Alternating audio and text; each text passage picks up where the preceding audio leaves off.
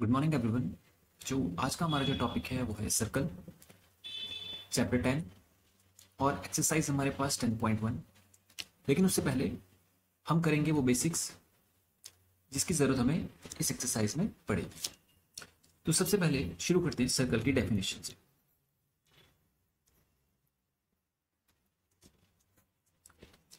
तो जो सर्कल होता है combination of points which are equidistant from a common point called center। देखिए बच्चों, आप एक पॉइंट लीजिए और उस पॉइंट से फिक्स डिस्टेंस पर एक पॉइंट लगाइए। ये मैं यहाँ पे से मैं सपोज कीजिए 2 सेंटीमीटर डिस्टेंस पे मैंने एक पॉइंट लगाया। फिर यहाँ से 2 सेंटीमीटर पर एक पॉइंट यहाँ लगाइए, फिर यहाँ पर, फिर ऐसे करते करते जब आप इन पॉइंट्स को मिलाएंगे तो बच्चों आपको जो फिगर मिलेगा वो फिगर कहलाएगा सर्कल। देख रहे हैं आप? तो 2 सेंटीमीटर का जो डिस्टेंस है ये कहलाएगा हमारे लिए क्या? सर्कल। तो सर्कल क्या है? It is a combination of points which are equidistance from a common point called centre. इस सेंटर से ये इक्वल डिस्टेंस पर मौजूद है। सारे कोई सा भी पॉइंट आप ले लीजिए, ये पॉइंट देख लीजिए, ये पॉइंट देख लीजिए, ये सारे के सारे इक्वल डिस्टेंस पर मौजूद होंगे। ये देखिए। अब बच्चों सर्कल से रिलेटेड कुछ टर्म्स है हमारे पास। जब हम सर्कल्स पढ़ते हैं तो कुछ टर्म्स होती हैं जो पर्टिकुलर सर्कल्स वाले टॉपिक पे ही आती है। सबसे पहले आपने सुना होगा रेडियस। रेडियस होता है बच्चों, ये जो हमने डिस्टेंस लिया था एक पॉइंट से इस पॉइंट तक, सेंटर से ये सर्कल जो आपको दिख रहा है, इस सर्कल तक का जो डिस्टेंस है, इसकी बाउंड्री तक का जो डिस्टेंस है वो कहलाता है हमारा रेडियस। तो रेडियस क्या होता है? Distance between center and circumference। अब जो circumference क्या होता है पहले वो देख लेते हैं। देखिए, आपने वॉल्यूम सरफेस एरिया जब पढ़ा था, 9th क्लास में पढ़ा होगा, 2D फिगर्स जो होते हैं उनमें आपने पढ़ा होगा पेरीमीटर एक टर्म आता है जिसको हम कहते हैं सम ऑफ ऑल साइड्स। यानी सारी साइड को प्लस कर दीजिए तो उसको कहते हैं पेरीमीटर। जैसे आपका जहां पे घर बना होगा तो इस जिस जमीन पर घर बना है ये जमीन तो कहलाएगा एरिया, लेकिन उस घर की जो आपने बाउंड्री की होगी वो बाउंड्री कहलाएगी उसकी पेरीमीटर। तो सर्कल में भी ये जो बाउंड्री है, ये जो पेरीमीटर है, इसको हम पेरीमीटर ना कहकर सर्कमफेरेंस कहते हैं, है वही चीज। तो ये क्या कहलाएगा हमारा? सर्कमफेरेंस, यानी कि बाउंड्री ऑफ अ सर्कल। तो अब हमें रेडियस पता चल गया कि सेंटर से सर्कमफ्रेंस को मिलाने वाली जो डिस्टेंस होती है, जो लाइन होती है, वो कहलाती है हमारी रेडियस। अब आगे चलते हैं बच्चों, नेक्स्ट डायमीटर। डायमीटर होता है बच्चों सेंटर से जाने वाली वो सीधी लाइन जो सर्कमफ्रेंस को दो एंड पर मिलती है। सेंटर से जाने वाली वो लाइन जो सर्कमफ्रेंस को दोनों एंड से जोड़ती है या दोनों एंड पर टच करती है, वो कहलाता है हमारा डायमीटर। और आप देख रहे होंगे बच्चों, ये जो डायमीटर है इसमें कितने रेडियस है? देखिए, एक रेडियस तो यहां से यहां दिख रहा होगा आपको और एक रेडियस यहां से यहां दिख रहा होगा। तो आप देखिए एक डायमीटर में कितने रेडियस हो गए? 2 रेडियस। प्लूरल फॉर्म में रेडियाई, तो कितने रेडियाई हो गए? एक डायमीटर में 2 रेडियस होते हैं। ओके, तो डायमीटर वो लाइन होती है, इसके लिए कंडीशन है कि वो सेंटर से जानी ही चाहिए और सर्कमफेरेंस को दो एंड पर टच करनी चाहिए। ठीक है, अब नेक्स्ट टर्म बचे होता है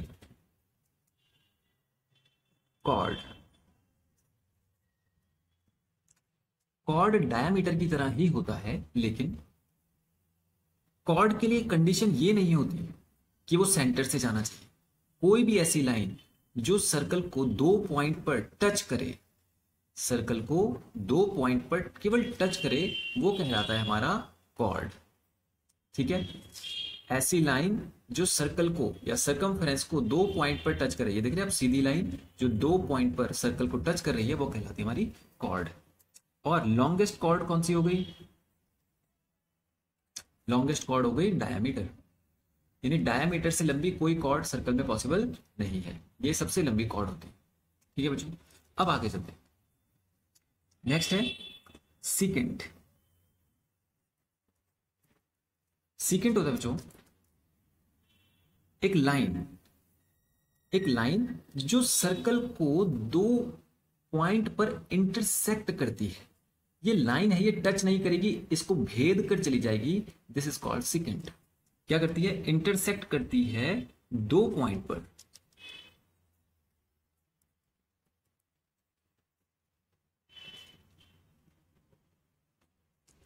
ऑन सर्कल पर 2 पॉइंट पर ये इंटरसेक्ट करते हुए जाती है, वो कहलाती है हमारी सीकेंट।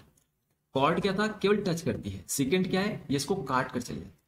ठीक है, अब इसी से रिलेटेड टर्म्स बच्चों जो हमारा इस चैप्टर में आना है उसको कहते हैं टेंजेंट।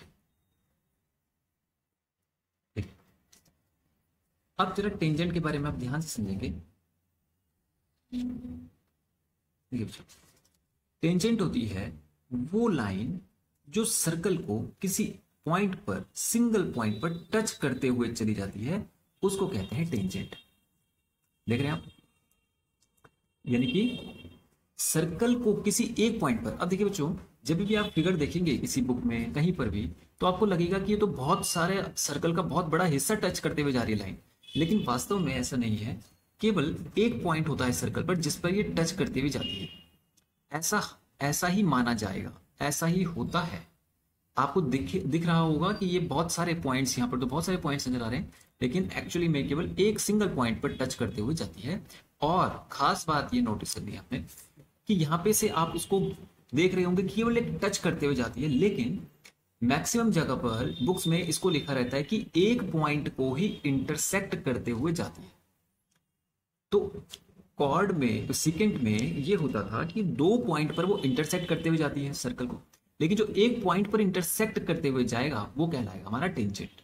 या इसको बोला जाए तो ये केवल एक पॉइंट को टच करते हुए जाती है, लेकिन इसको माना जाएगा कि ये एक पॉइंट को इंटरसेक्ट करते हुए जाती है। इसकी वजह आपको आगे आने वाली बड़ी क्लासेस में पता चल जाएगी। आगे चलते हैं। तो टेंजेंट क्या होता है? जो सर्कल को इंटरसेक्ट करती है at one point, at single point, single point पर सर्कल को इंटरसेक्ट करते हुए जाए, वो कहलाती है टेंजेंट।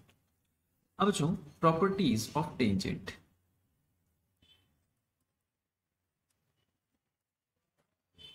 सबसे पहली बात, किसी टेंजेंट पर सर्कल से जब आप कोई लाइन ड्रॉ करेंगे, किसी टेंजेंट पर आप सर्कल के सेंटर से कोई लाइन इस पर ड्रॉ करेंगे, वो हमेशा 90 का एंगल से बनाएगी। ओके, तो पहला रूल हो गया हमारा, radius on tangent always perpendicular. जो रेडियस होता है वो टेंजेंट पे हमेशा परपेंडिकुलर होता है। दूसरी बात, रेडियस होगा तो सेंटर से ही आएगा, तो इस बात को ऐसे भी कह सकते हैं हम कि सेंटर से आने वाली लाइन टेंजेंट पर परपेंडिकुलर होती है, या रेडियस टेंजेंट पर परपेंडिकुलर होता है। नेक्स्ट बच्चों, किसी सर्कल पर मौजूद किसी भी एक पॉइंट से केवल एक टेंजेंट पॉसिबल है।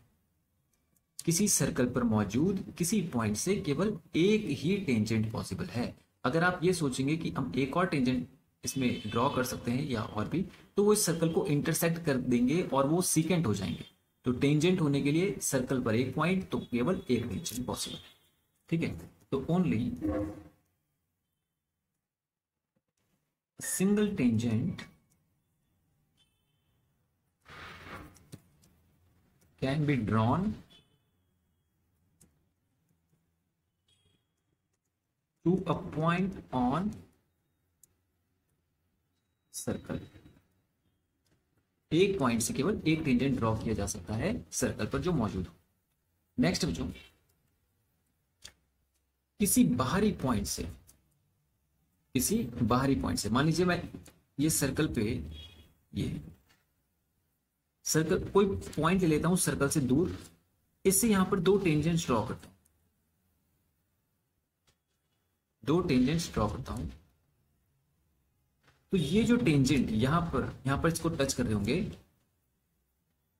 इनकी केवल दो टेंजेंट ही पॉसिबल है, यानी केवल two tangents are possible on a circle from a given point away from a circle। Circle से दूर किसी पॉइंट से किसी सर्कल पर केवल दो टेंजेंट्स ही पॉसिबल हैं। ओके, नेक्स्ट बच्चों, ये जो दो टेंजेंट्स हैं ये दोनों इक्वल लेंथ की होंगी। समझ गए आप? Two tangents drawn from a common point are on circle are equal to each other. इस पॉइंट से जो टेंजेंट्स हम ड्रॉ कर रहे हैं ये सर्कल पर यहां से यहां तक, यहां से यहां तक जो टेंजेंट्स होगी इनकी लंबाई इक्वल होगी। ठीक है बच्चों, अब नेक्स्ट देखते बच्चों, किसी सर्कल पर आपको यह बोला जाए कि कितने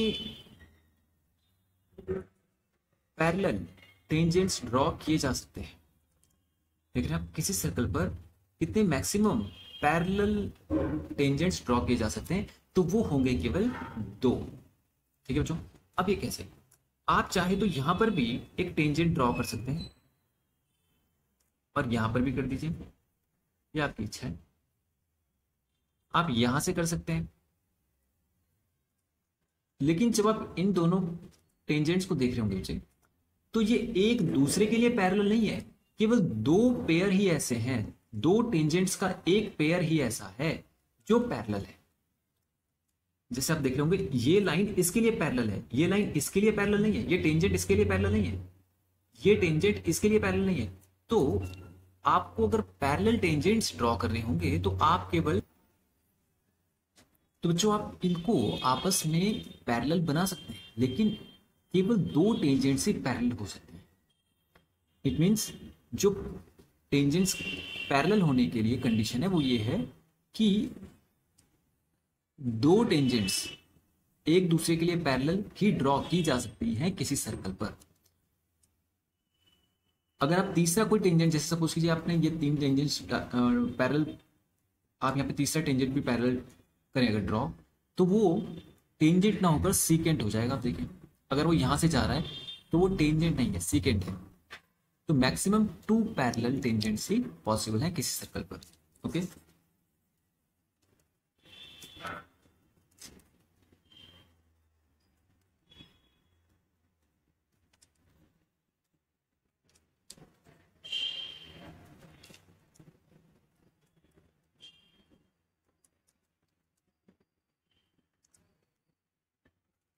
अब बच्चों नेक्स्ट प्रॉपर्टी है, ये कोई मतलब एक प्रॉपर्टी नहीं है, एक सिंपल आप ये समझ सकते हैं एक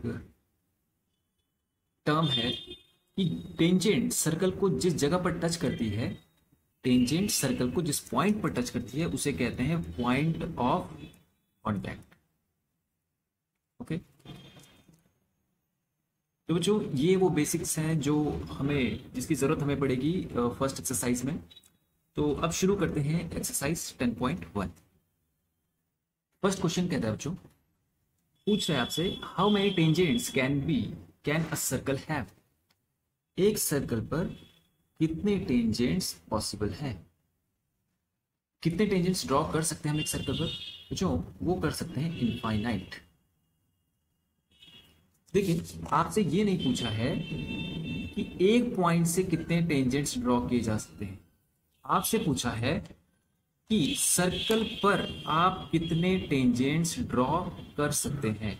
तो सर्कल पर आप इनफाइनाइट टेंजेंट्स ड्रॉ कर सकते हैं। ओके, तो फर्स्ट वाला जो क्वेश्चन है हमारा उसका आंसर होगा इनफाइनाइट। नेक्स्ट क्वेश्चन जो हमारे पास वो है हमारे पास fill in the blanks.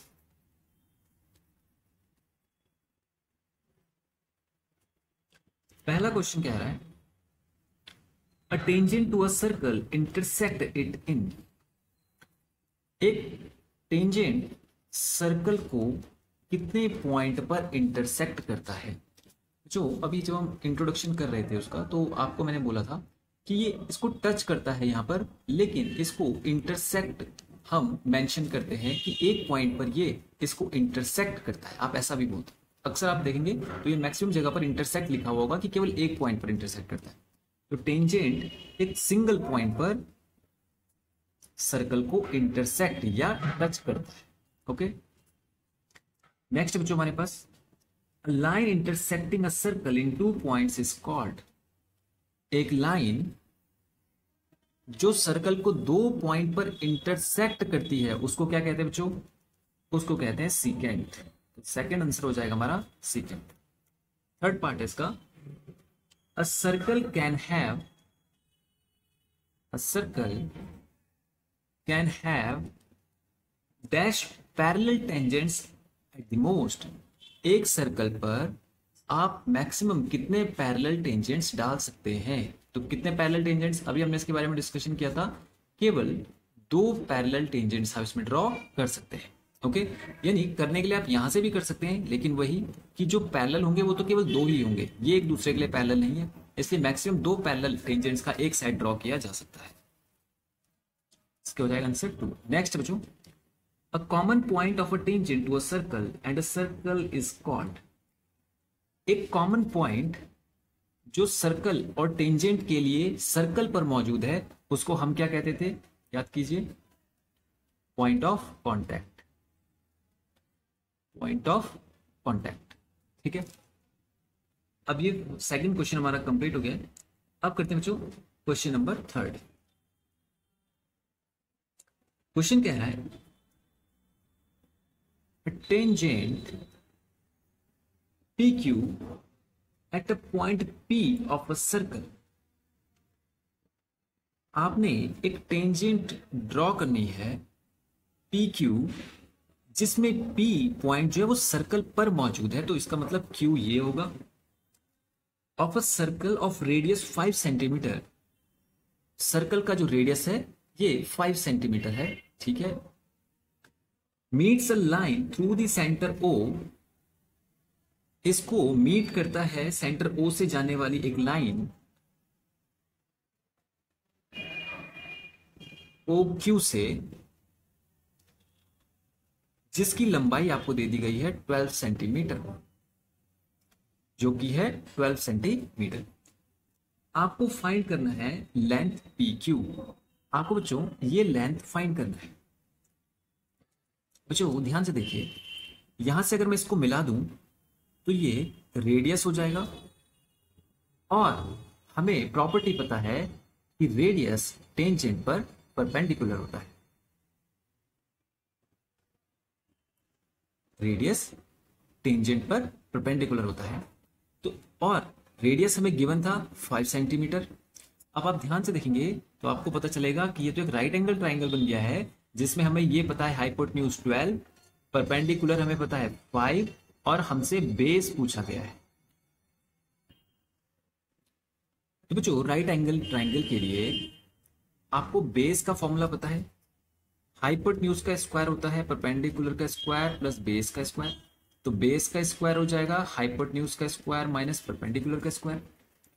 Hypotenuse हमारे पास 12, परपेंडिकुलर है हमारे पास 5, ये हो जाएगा बेस का स्क्वायर। यहाँ पे से स्क्वायर हटा देंगे तो यहाँ पर रूट चला जाएगा ये, और 5 का हो जाएगा 25, और 144 माइनस 25 होता है बच्चों, 40 - 5 हो जाएगा 9, 3 - 2 1 एंड 1, ये आ जाएगा 119 अंडर रूट। ठीक है, तो ये आ गया हमारे पास लेंथ पी क्यू का। ओके, अब करते हैं बच्चों question number 4।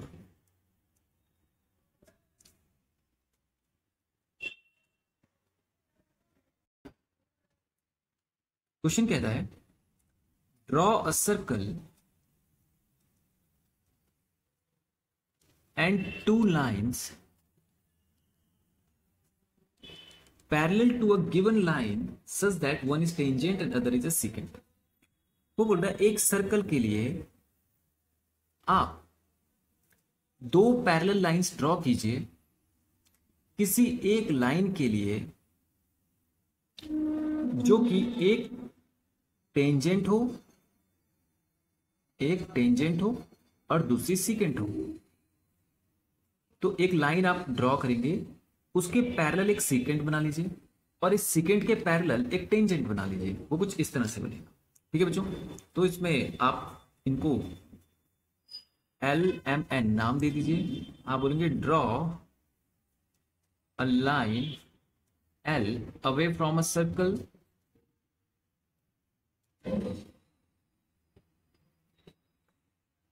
then another line M parallel to L, that is secant,